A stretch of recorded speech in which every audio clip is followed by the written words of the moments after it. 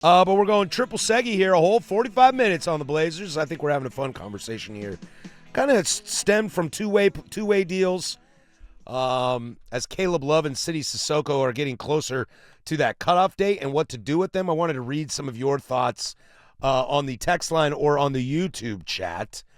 Murray has too much money owed to him next season. As much as I wish they'd just move on and accept the L on the Murray pick. I think too much money owed to him. He was the 23rd pick. He's not. I think that's something that we should have a conversation about at another time. About the people not understanding percentage of cap versus salary. Yeah, I know it seems crazy that, Young Hansen makes $4 million a year. You're like, come again? That seems like a lot, but not on the grand scale of things. Scoot makes 10. Yeah, so maybe we should have that. I'll put that in our notes and we'll have that another point. I think it's either City or Roops, and at this point they seem to have chosen City over Roops. I agree with that.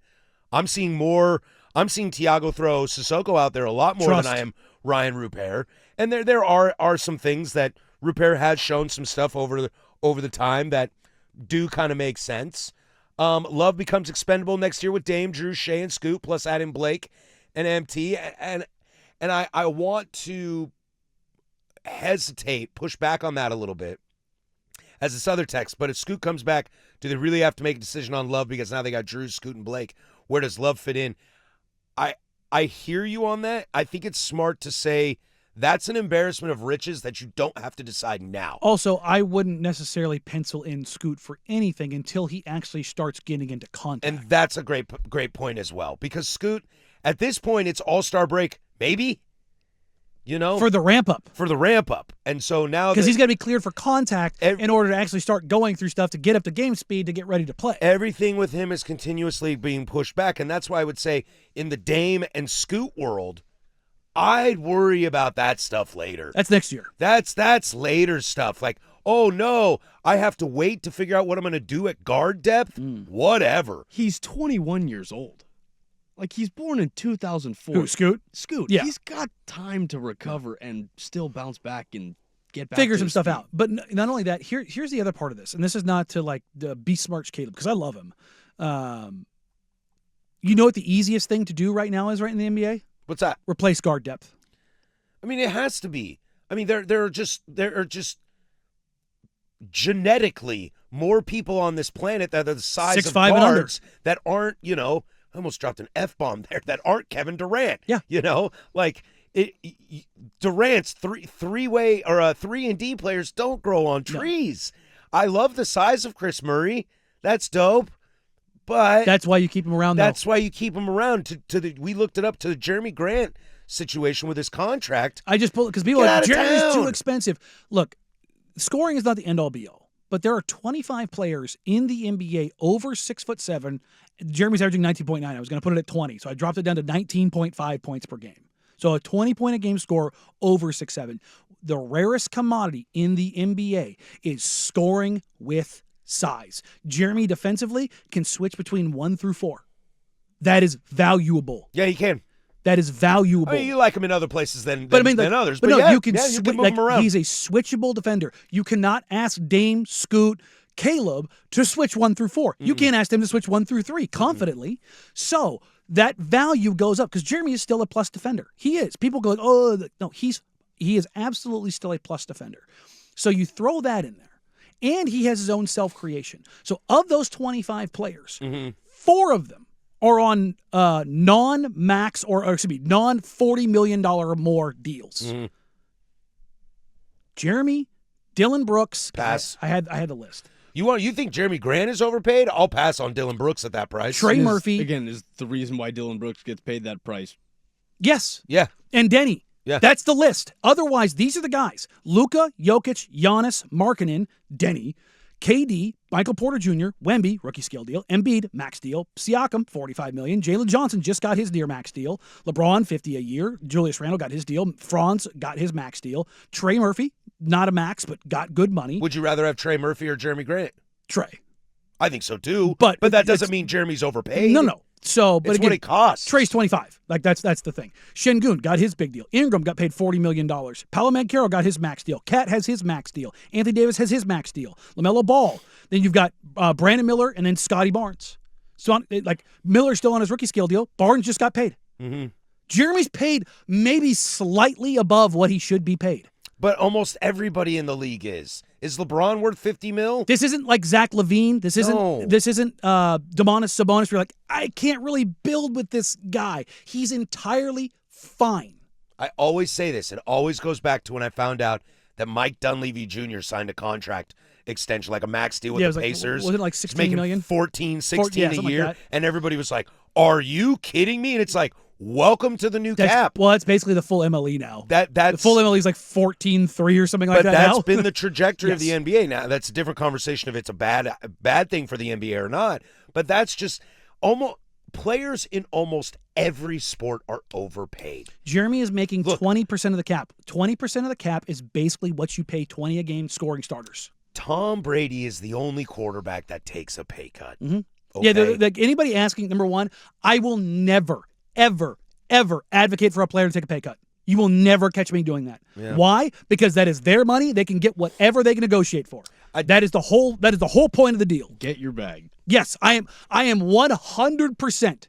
If you want to take a pay cut, that's on you. A team should never ask a guy to take a pay cut because your earning window is your earning window. We'll get to this cat thing in here in a second. I just want to read this. I think Checkered brings it up best on the YouTube. It sucks when you like everyone on the team and the chemistry seems ideal. Well, That's kind of to put a little Portland's happy a vibe, bow on it's this. it's a vibe city.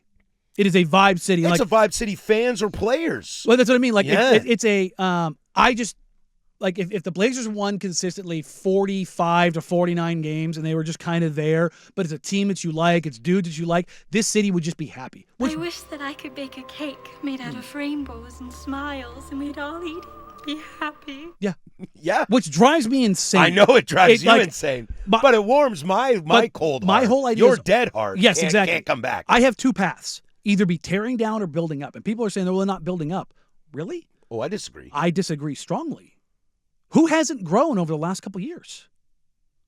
Chris Murray. I'd argue against that, but in a different Ryan vein. Rupert. I'd argue against that, too, because he was But- not a functional player. But I know what you mean. Yeah. But like starter-wise, I mean, like, say what you want about the Shaden, Scoot, Klingon trio. Klingon's They're all grown. getting better. Yeah. Denny is skyrocketing. Skyrocketing. Like, Young, perfect example. Young was unplayable. He is kind of playable now. Now you throw him out there, and guess what you get? You get a little burst of like, oh, I see that. And I'm not sitting here saying sunshines and rainbows. There's plenty of stuff they need to figure out. They have got to figure out what to do with Drew, Jeremy, Rob, kind of going forward. But they have about an 18-month window to kind of figure that all out. Drew Holiday, Jeremy Grant, and some picks for Karl Anthony Towns. No picks. No picks. No God, picks. no.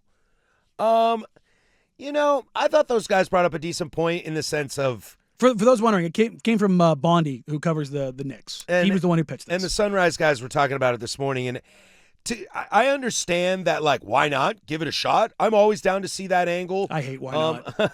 Especially in teams that still have some questions to be answered. I'm just out on Karl Anthony Towns. Yeah. I've never been a fan of that guy. Agreed. He's the I've best just three-point never shooting been a big. fan. Well, he said he's the best big shooter of all time. No, he's not. It's Dirk Nowitzki. It's not close. It's Dirk's mantle. Nobody will ever take it from him. No, Turnaround. I kind of like Jokic more than him. But Cat is the best volume three-point shooting Yeah. big in the history of the game. He's a lethal three-point shooter. But he does nothing else. Well, he does rebound very well. But he also disappears. He also makes a ton of money, and he has played alongside defensive stalwarts, and it just you run up against it. This is a guy who is supposed to be a center. He's kind of like AD of like, I don't really want to play center, but when you play him at center, it's a problem. When you play AD at the center, guess what happens? When he's healthy, he's good. Yeah. He's really good on that end. But is Cat a guy like AD who goes up against another elite center and then just dominates them? No, he No. can. Like you But he won't. Here, somebody was saying that the most important thing in the NBA is skill. It's not. It's not skill because Cat is one of the most skilled bigs we've ever seen. He's a 7-footer who can legitimately put the ball on the floor, attack from the three-point line, who can pass, who can shoot the living hell out of the ball, and is a very good rebounder. But I would argue Cat is one of the best examples of what turns people off about the NBA. Mhm. He's a flopper. Yeah. He's kind of weird and loves drama, and he's just not a guy I enjoy watching play basketball. He's also a He guy. has no effort. It feels like no effort on his end. He's goofy. Yeah. I don't mind being goofy. It's okay to be Dude, just- Nikola Jokic is kind of goofy sometimes. Wemby, because of his size, kind of looks goofy sometimes. It doesn't bother me. It's do you look lazy? And he looks lazy to me. They're not the same player, but I put them in the same bucket as far as like roster. This is how my brain works around things. You can have a guy you can have one guy on your team who makes it a little more difficult to build around because of a deficiency, whether it be skill, Offensively, defensively, or size, brain, size, whatever it is. I love Domantas Sabonis, but he's not a 7-footer. I know. I love Sobs too. GU kid, and He's not and a Arvidas is he's my not a second rim favorite. protector. So now No, you he's got not big enough. So you got to get somebody else who's a rim protector. So you have to almost have like a Wemby, a Chet, or an Evan Mobley. How many of those guys are there in the league? 3. You just if, you named want, him. if you want to add Jaren Jackson to that list, fine. But guess what? They had Jaren Jackson playing alongside Zach Edey because he can't rebound. Right. So it's like now you're putting yourself in, you're narrowing the scope of your roster very tightly if you add Cat to the team. Let's say you do this deal for Jeremy and Drew for Cat. Cat's coming here. He's making $50+ million a year. He's starting. You are not going to start Dame or Scoot, Shea, Denny, Cat, and Klingon. Oof. If you make that deal, Shea is going to the bench Yeah. because 2's starting. Well, you couldn't give up. You couldn't have that much of a defensive deficiency. No, that's what I'm saying. It's not even a shot at Shea or Dame two's starting. or Klingon. But it's you just, add Cat to that team, you have to. You have to have him out there. And I think that's where you have to be dangerous about wanting trades. Just the what if to your Mm-hmm. point. Why not? Why not? Well, things will have to fall into place that you ain't gonna like. And in doing that, you're not optimizing Denny.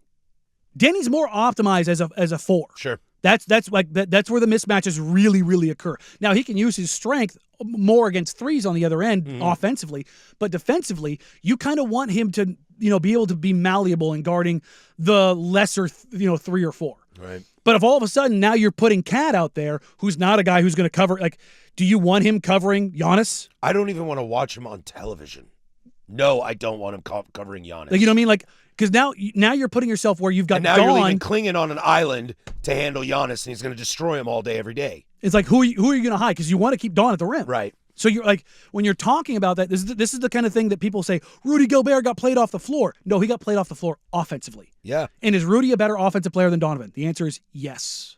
So if you struggle with that with Rudy, who's one of the best rim protectors over the last 40 years, Maybe the last 70 years. like he's phenomenal. People could joke and rip on Rudy all they want. He is by every metric one of the most dominant rim protectors the league has seen. Well, he is not a liability on one side of the ball in any way, shape, or form at any moment of his Offensively, career. he's also very good around the rim.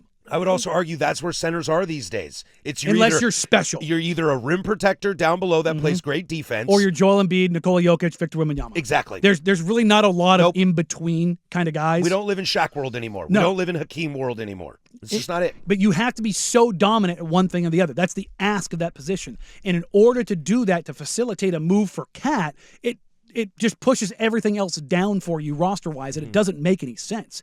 And for the people like, well, you could just start Shea. And then what, not have a point guard? Have you not seen what this team has been without a point guard? It's a tough watch sometimes. I mean, sometimes they win and sometimes it's fun, but it's a buckle up. It's like, that's not what you, because Cat's not going to influence that. Cat's a good passer for his size, but like you're going to rely on now Cat and Donovan kind of being your facilitators around Denny? No. That just doesn't work. No.